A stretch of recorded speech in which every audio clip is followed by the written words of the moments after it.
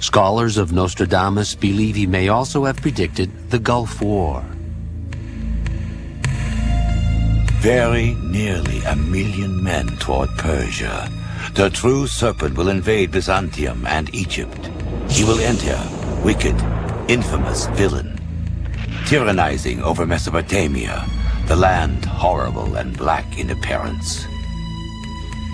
There are a number of verses which refers to a tyrant.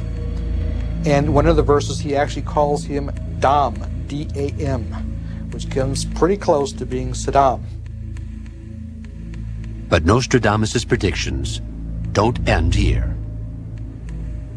Worldwide famine, Nostradamus predicts throughout the end of the century. It seems to be one of his sort of keywords. Earthquakes and famines seem to be the things that this decade of this century is going to be renowned for.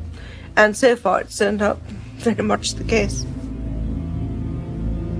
The overwhelming quantity of catastrophic prophecies in the quatrains would lead many to think our future is bleak.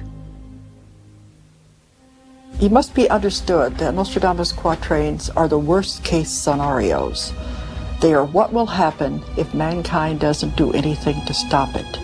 The future is not set in stone. It is changeable.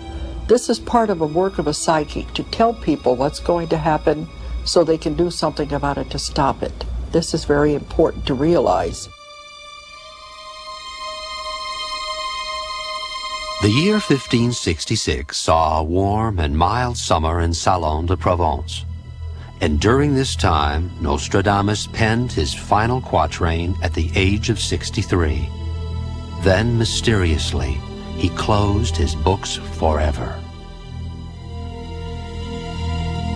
In his prose writing, he does describe that at one point he took many of the ancient manuscripts that he worked from as part of his form of divination, and he said he cast them into the fireplace.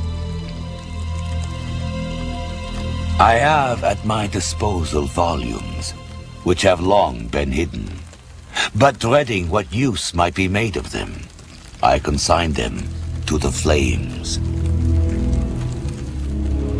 As the fires arose to engulf the pages themselves, there was a tremendous glow that not only filled the fireplace and filled the room, but filled his entire house with a very strange, etheric glow. And it was like the release of the spirit of the ancient wisdom itself. Now an old man, Nostradamus had become weak. His heart was failing. He didn't know what to do about it because it couldn't be treated in his day. He didn't recognize the symptoms except as something that some of his patients had, and now he had it.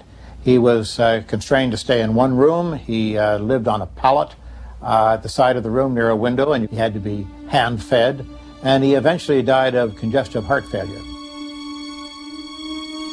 In a small stone church in Salon, a stone marks the tomb of the seer of Provence, Nostradamus. 20 years of the reign of the moon have passed. When the sun takes up its exhausted days, then my prophecies will end and be accomplished. Nostradamus,